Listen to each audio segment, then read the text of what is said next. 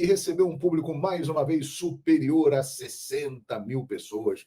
Lá tínhamos 63 mil pessoas. É impressionante a média, a quantidade, né, de público que vai nos jogos do Flamengo no Maracanã.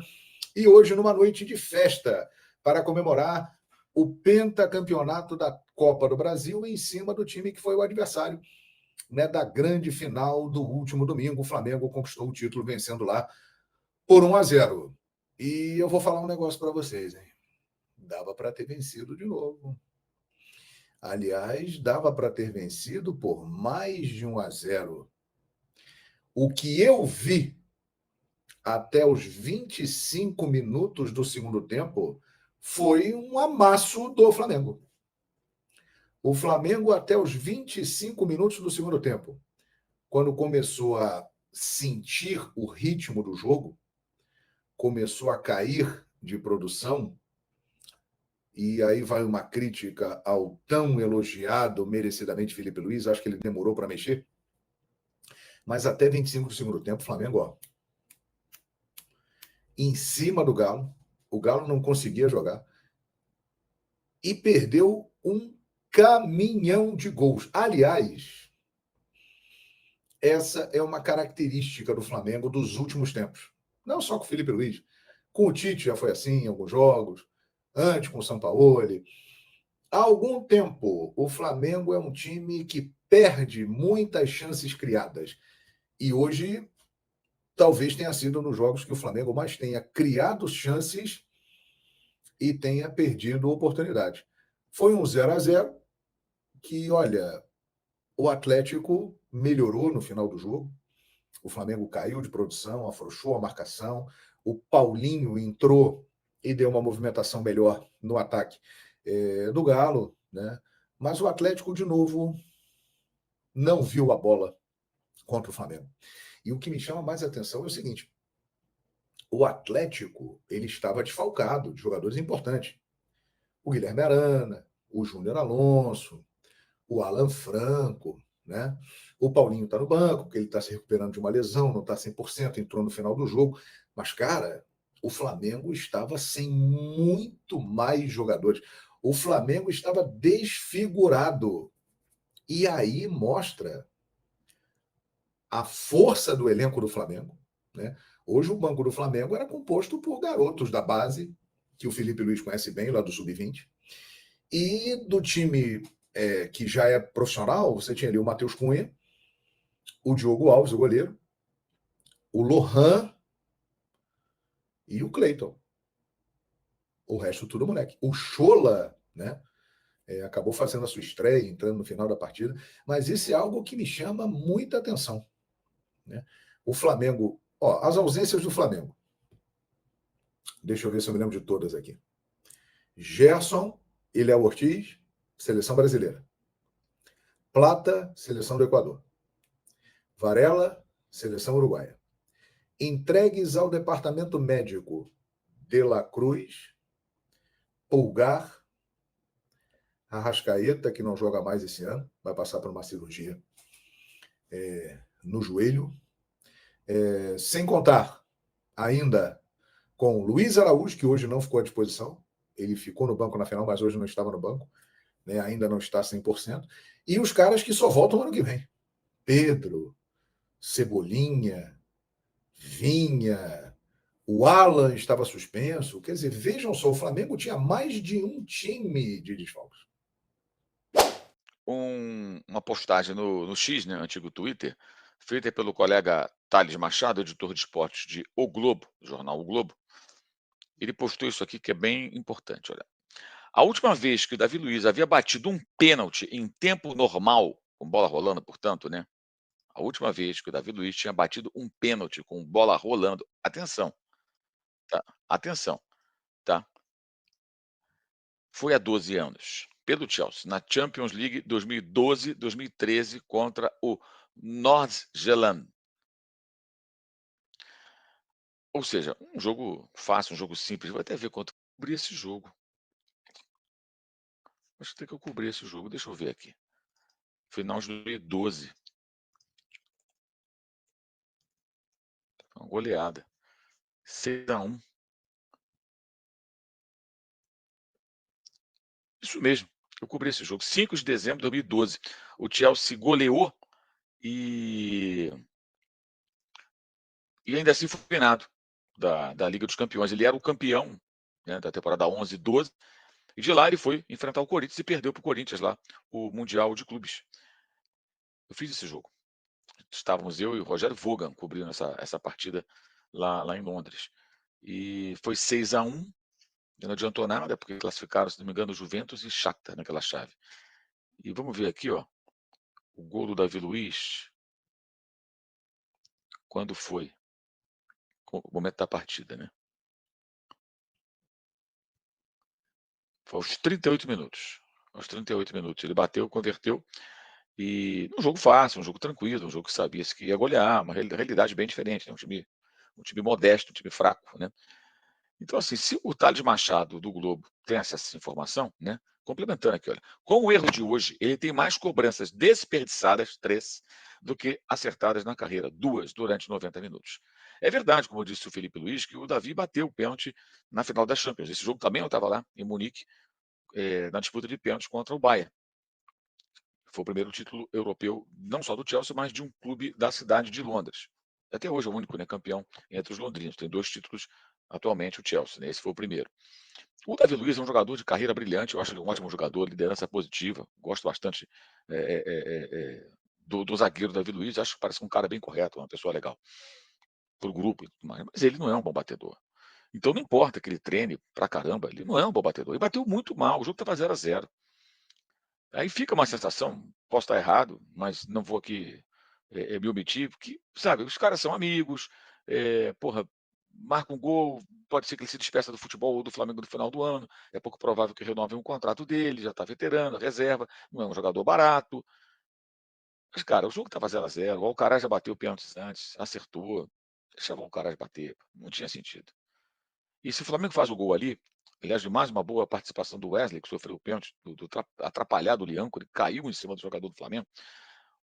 Evidentemente, o jogo teria um outro rumo. O Atlético perdendo, o Flamengo jogando bem, tendência é mais espaços e o Flamengo ter mais condições de ampliar esse placar e até abrir o placar e ampliar o placar. Então, não podia ter perdido aquele pênalti dessa maneira. Claro, o Alcaraz poderia perder também, como ele falou.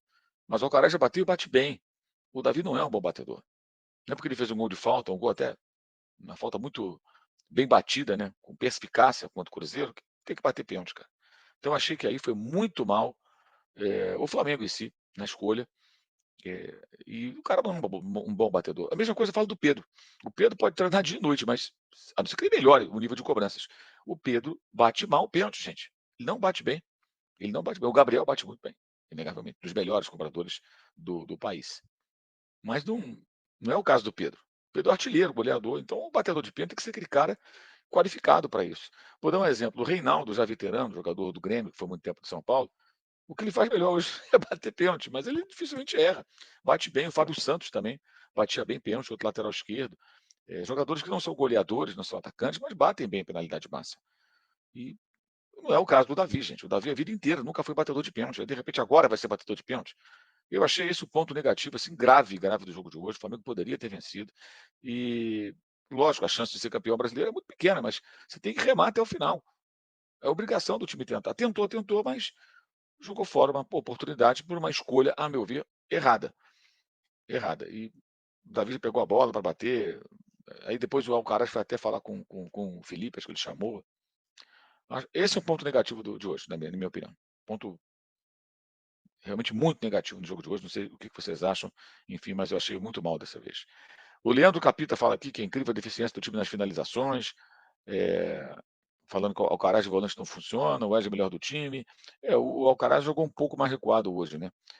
Não fez um bom jogo também o Alcaraz. Acho que ele pode render bem mais. O Gabriel Alves falando também da quantidade de gols perdidos. O Pedro Henrique Bonfim não gostou do Davi Luiz. O Gustavo Mesquita elogia a atuação do Flamengo, mas fala, terem permitido que o Davi Luiz batesse o pênalti foi um erro desculpável. O Alcaraz era um batedor óbvio. Concordo. O Vitor Belfort, por que a live tão tarde? Que eu estava no Maracanã, então eu tive que me deslocar até aqui para poder fazer a live, né? E hoje eu não estava no setor de imprensa, eu fui assistir o jogo.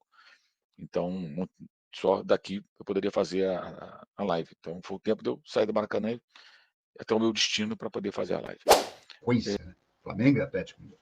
Poderíamos ter ganho. Mais uma vez, Deveríamos ter ganho.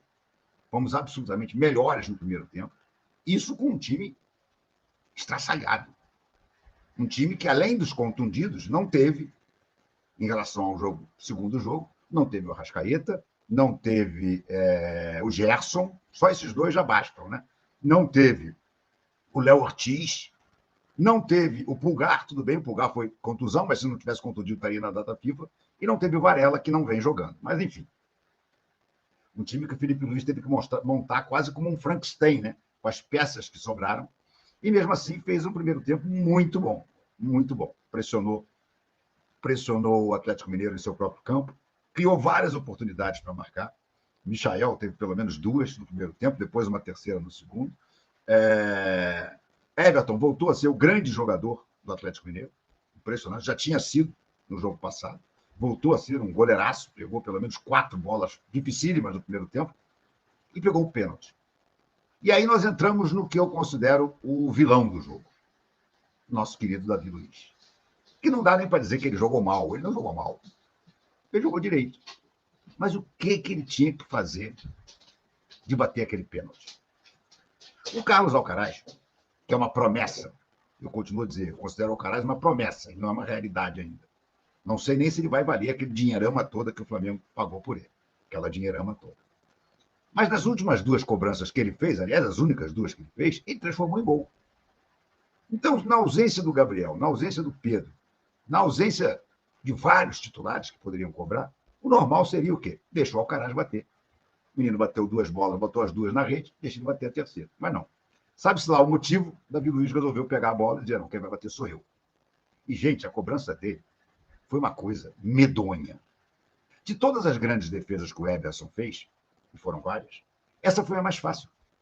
Porque ele chutou praticamente no meio do gol. Se ele tivesse chutado no meio do gol, teria sido melhor, porque o Everson tinha caído para um lado e de repente a bola entrava.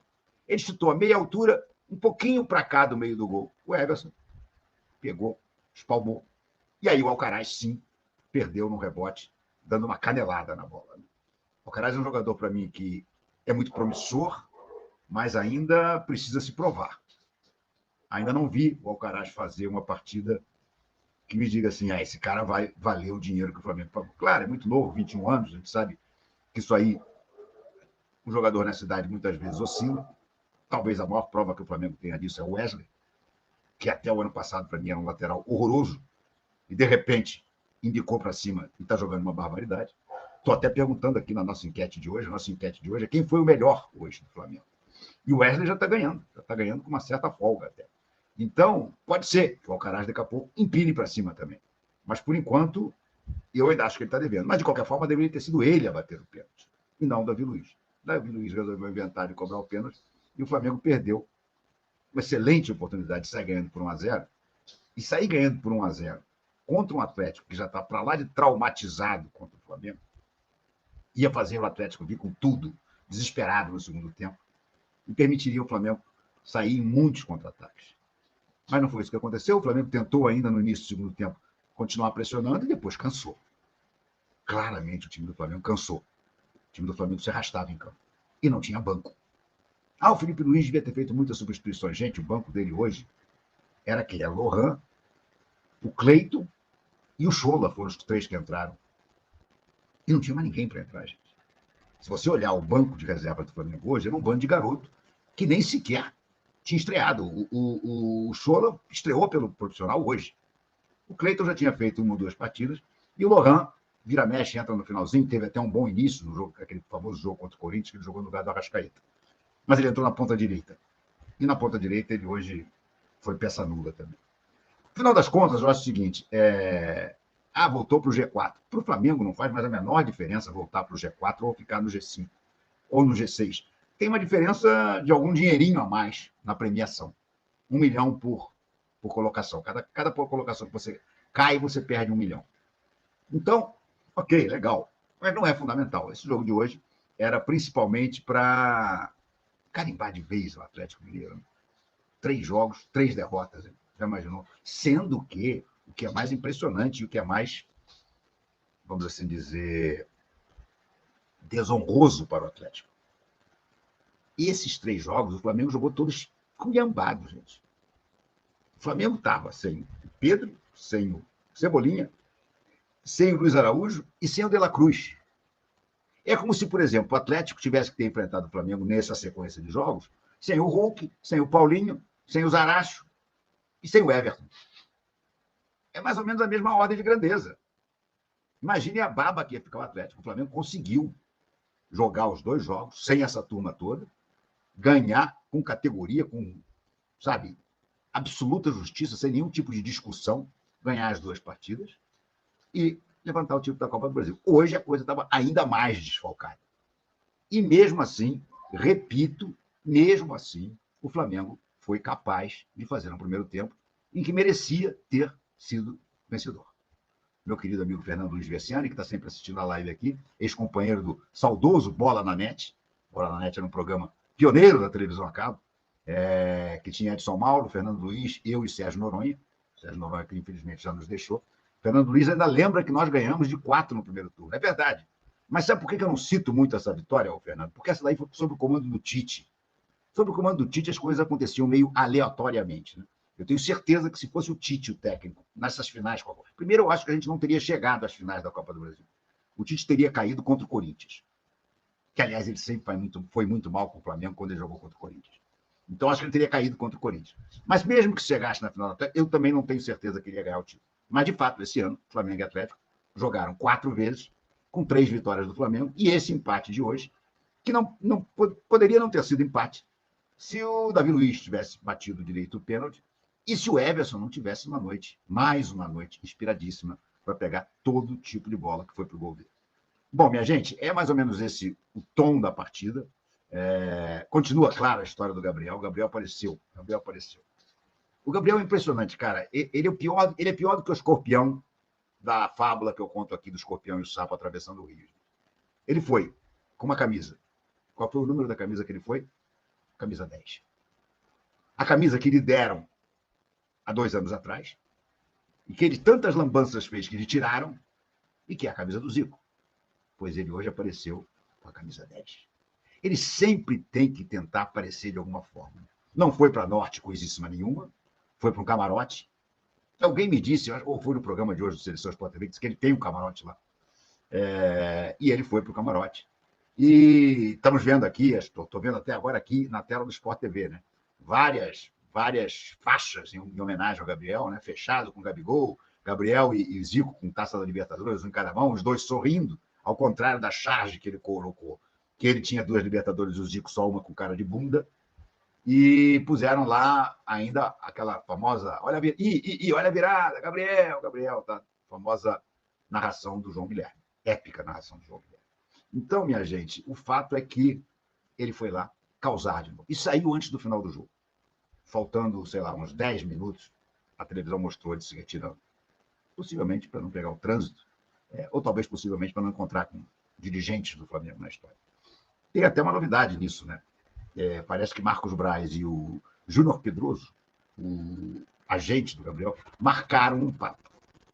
A partir dessa marcação do papo, há quem diga até que ele pode voltar a jogar as últimas partidas. Há quem acredita até na possibilidade de festa de despedida no último jogo contra o Vitória. Não levo muita fé nessa história. Não vejo clima para isso. Sinceramente, para mim, o melhor é o Gabriel acertar o distrato dele e simplesmente ir para o Cruzeiro e para o Santos e para o diabo que o carregue. Mas não faz mais bem ao Flamengo essa história do Gabriel. Essa história continuar, sabe, revirando os bastidores do Flamengo. Aliás, vai causar uma situação incômoda agora na próxima entrevista coletiva do Felipe Luiz. Felipe Luiz vai dar a entrevista coletiva. Antes do jogo, ele foi perguntado e ele disse que ele estava pensando só no Atlético Mineiro, que ele só falaria disso depois da entrevista, na entrevista coletiva. Ele vai falar. Vão perguntar, é óbvio. Eu também perguntaria, se lá estivesse. E eu quero ver o que ele vai dizer. Vai ficar numa saia justa. Será que o Felipe Luiz vai dizer algo, por exemplo, como, olha, isso aí não tem nada a ver com isso, se for coisa da diretoria? E jogar para o colo da diretoria? Ou será que ele vai confirmar os tais desencontros com o Gabriel no intervalo do jogo? Depois do jogo, eu mostrei aqui ontem, exaustivamente, como o Felipe fez questão de ir lá abraçá-lo, acarinhá-lo, chamá-lo de meu filho, para tentar jogar água na fervura. Jogou, mas não tanto, né? Porque o Gabriel simplesmente dizem, aí novamente são versões vazadas, muito provavelmente pelo Marcos Braz, que ele vazou para vários jornalistas disso, de que o Gabriel teria chamado ele de Guardiola, projeto de Guardiola, e que teria se recusado até a ir lá jogar a água gelada na cabeça dele na entrevista coletiva, enfim. Isso tudo eu acho que o Felipe será obrigado a falar hoje. Uma situação desagradável para o Felipe, que no fundo não tem culpa nenhuma disso, mas é algo que nós vamos ter que assistir e ver.